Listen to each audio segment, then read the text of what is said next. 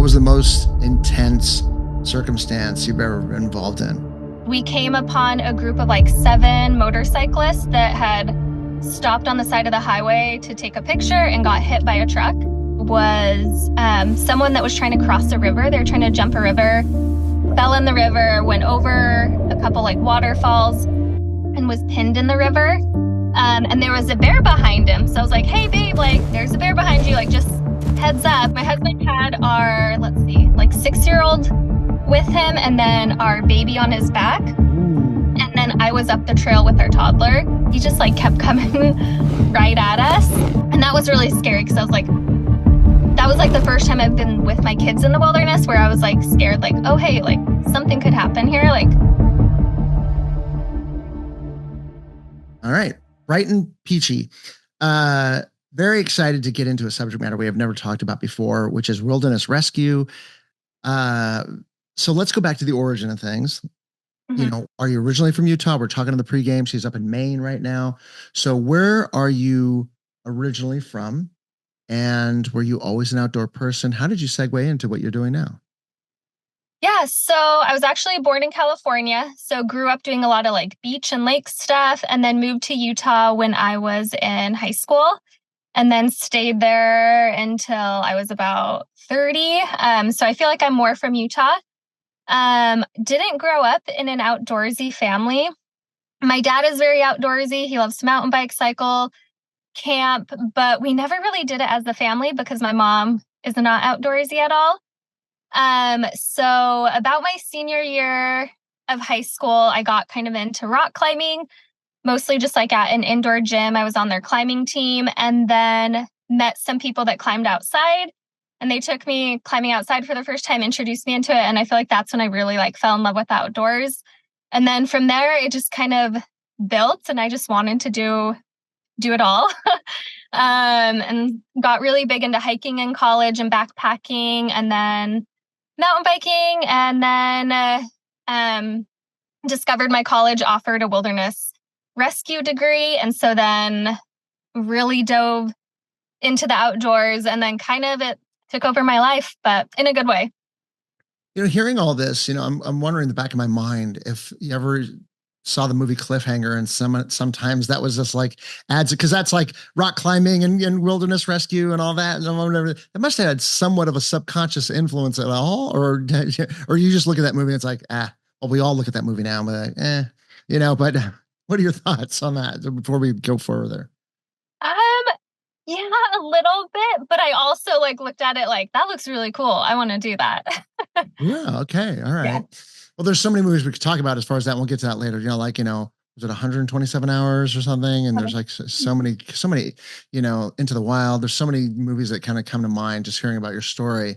So now let's go back to when you get involved in this venture. You know, it's a very, it's kind of like Rose's step onto the Titanic. You know, things are going to happen a little differently in your life, you know, more so than what you've done, you know, is even though you have all this complete acumen of an outdoor person, but now you're going to get in this wild wilderness rescue. That's what it's called. I didn't even know that was a moniker, you know? So what does it look like in the beginning? I mean, what's going on in your life and in this career in the very beginning stages of this? So yeah, I got into it in college. I did a search and rescue class just as like an elective, because I thought it would be like an easy credit and then fell in love with it. And then just started doing all of the different like rescue technician classes that they offered. And so at the time I was single. It was so fun, just like getting out there, doing it. I had a few experiences where I got to use it like in my real life. Like I was out with friends and someone fell climbing and I was like, oh, wow, this is really cool. Like I'm actually prepared for this situation. I know what to do. And that kind of just like fueled my passion for it, the fire. And then I ended up getting married and having our first baby. So I took like a little time off from it and then joined Salt Lake County Search and Rescue when my son was a baby. So that was a little bit tricky because I was a nursing mom and some of these calls that we would go on were like hours on end. So trying to just like there wasn't anyone else I knew of that was like in that position. So just trying to figure out like how I could do, family life, be a mom, and also like follow this career that I really loved. Let's get into some volatile stuff, because that's the business, So Mhm. what was the first time that you ran into a situation where like, oh my God, this is intense, pushing you to the limits of maybe what you learned? Do you remember that moment when that happened? Yeah, so it was actually like a week after I finished my EMT course. And I was on a road trip to Arizona, and we came upon a group of like 7 motorcyclists that had stopped on the side of the highway to take a picture and got hit by a truck. And we were maybe like the third on scene. So I was like, I mean, I have this training, but I haven't really used it yet. Like, they're probably good. They don't need my help. But the person I was with was like, no, we should like stop and see. So we pulled over and I was like, hey, I'm an EMT. Do you guys need any help? And they were like frantic. They're like, yeah, like we have no medical training. Like, can you help? And we were kind of down by Page, Arizona, by oh my goodness, why am I blanking on the massive lake? Um, Lake Powell. Okay. So we were about like 45 minutes from like the closest ambulance. So someone had called the ambulance, but they were still a ways out. So I just like immediately started going through my training. Luckily, I had a first aid kit in my trunk that I pulled out. I go over to start assessing my first patient. And to make it like an even more stressful situation, they all spoke Hungarian. So I was like, okay, I have no way to communicate. Like, how am I supposed to, like, all the trainings I went through, like the practice scenarios, we had the steps that we followed, which a lot of it involves like talking to the patient to assess like their level of consciousness, all of that, which I couldn't do. So yeah, it was very stressful just for like the multitude of factors combined. But obviously like such a cool experience to be like able to help these people and help stabilize them until the ambulance arrived. Wow. What are the odds on coming across a Hungarian biker gang? Well, not gang, but a biker group that gets hit by a truck. The multiple people Yeah. how many people were truly injured? I mean, was all 7 of them or There was 3 that were pretty severe, and then like 2 with just like some minor scrapes, and then like the others were fine. But 5 yeah, people that you really had to attend to? yeah. Wow. Wow. That's a what an indoctrination. Okay. So from there, now what did you start to specialize in at work, the nuts and bolts of what, wilderness rescue? What did you have to do every day? And like, are you on call? And that's like, call on Brighton Peachey on the scene. What does that look like? Yeah. So when I was done with my training and I got onto the search and rescue team in Salt Lake. So you're on call 24/7. And your first year, like on the team, you're required to go to 60% of call outs, trainings, meetings, events, all that sort of thing. So it was busy. And that first year I joined, it was actually like record breaking number of call outs. We think with like the influx of geotagging, a lot of people like were seeing places on social media and getting out and getting into situations they weren't prepared for. So we had just like dozens and dozens of call outs, like multiple call outs a week. And so we carried a pager with us. So we would get a page saying, like call in. If we were available to go, we would radio in, give our tag number, give them our ETA, and then show up on scene. And then just kind of based on order of like when you arrive on scene is kind of like what duty you get. So sometimes you'll be like the first dispatch to go out and like make contact with the patient, give them medical care, stabilize them. And then another team usually would go up to help carry the patient out. And then some people would stay at the command center and just kind of like work logistics, like mapping, locating, contacting like ambulances if we like needed additional support, or a helicopter if we needed air support. So you always like wanted to try and get there first because that's usually when you get like the funner jobs and like get to go out to the scene. And then, call outs could come at like any time of day. We had them usually like midday afternoon, I would say, but I also got calls, like middle of the night, that you would have to respond to all year long. We'd get called out in blizzards, like December 31st, like anytime. So that's kind of like what the overview of it looked like in Salt Lake. We were all technically volunteers. So it's a rigorous process to get onto the team. You have to apply. And for me, it took like a year and a half from like application to like going through interviews. They do background checks because you get hired by the sheriff's department, but technically as a volunteer, so it's not paid.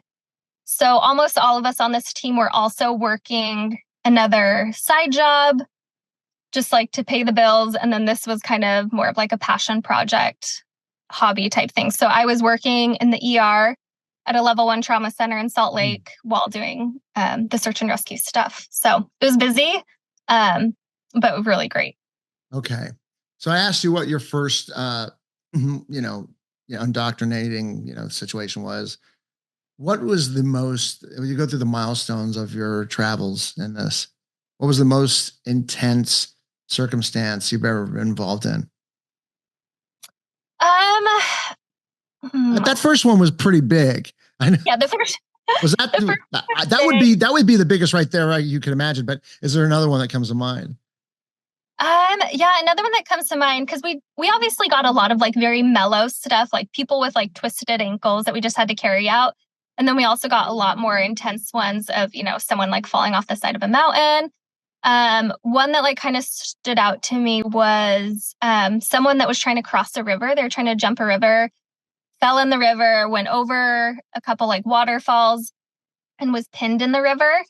And so that one, just like the location of where it was, like, we had to like get helicoptered up, dropped off at the top of the mountain, like what you would picture, as like the classic, like search and rescue, like out of a movie. So that one felt the most intense. We had to do like a lot of rope work to rig to get this person out of the water, and do a lot of like swiftwater techniques and things, which was neat. So that's someone that kind of stands out. What about any situations that was the most dangerous situation that put you in danger? Any of those because it's such a volatile job. Mm-hmm. Our team obviously was very big on personal safety. Like our safety as a rescuer always comes as number one. So we would never go into a situation if we knew it was dangerous. Like with avalanches, they would always make sure everything was like totally cleared and safe before we would go in or before the avalanche team would go in. But the one time where I was like, oh, this like could be kind of dicey was, it was like a middle of the night call out. Is me and 2 other guys on the team. And we were trying to find 2 lost hikers up on the mountain. And it was like middle of winter, freezing out, so cold. And we were just like bushwhacking up this mountain through like thigh deep snow. And it was just like exhausting. And like, luckily we like had our navigation and all of that, but it was like eye-opening, like, hey, if any of these things failed, like if we got wet or if we weren't able to like rewarm ourselves or if we ran out of water or like our navigation went out, could have like definitely put us in like a hypothermic situation. Wow. Where are you at today? What's going on in your career right now? What's happening with you topically, personal life and business? Yeah. So when we moved to Maine, I had to step down from search and rescue because we obviously moved out of state. And I didn't join a team here just because I'd never been to Maine before. I felt like you have to know the area really well to do search and rescue. So I've just been doing Instagram, social media, starting a blog on the side to share wilderness safety and wilderness first aid tips, just to kind of give people a kind of base knowledge and make them feel more comfortable going into the backcountry, knowing that they have, some skill sets and some knowledge to handle situations. Yeah. You got a social presence, what's that's interesting. When did you start that and what's that been like? Yeah, it's been a ride. I started it just kind of for fun, like back in college, just kind of like documenting my adventures just as my own like personal journal. And then when I had my first baby, started sharing like how I was getting out with him and a lot of like trail details, like trails I was hiking and like sharing info. So people, if they were wanting to get out, like had some resources. And then as I got more into the search and rescue, started kind of like sharing in tidbits and then realized that was something that people were really interested in. And then, we just like we had a bear encounter that like that experience kind of like went viral and like really made my account blow up. And then, just slowly Bear started doing it. encounter. I didn't catch the bear encounter on your. So it might even be pinned, but on your. But what's this bear encounter?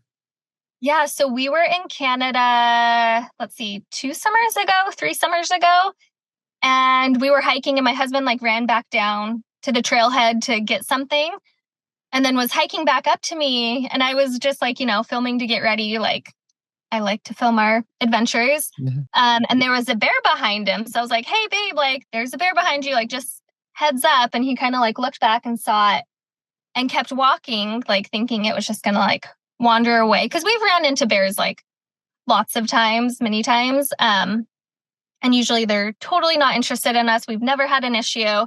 They never even really look our way. They could care less. But this one like kept following him. So I was like, hey, hon, like he's still following you. Just heads up. And so my husband had our, like 6-year-old with him and then our baby on his back. Ooh. And then I was up the trail with our toddler.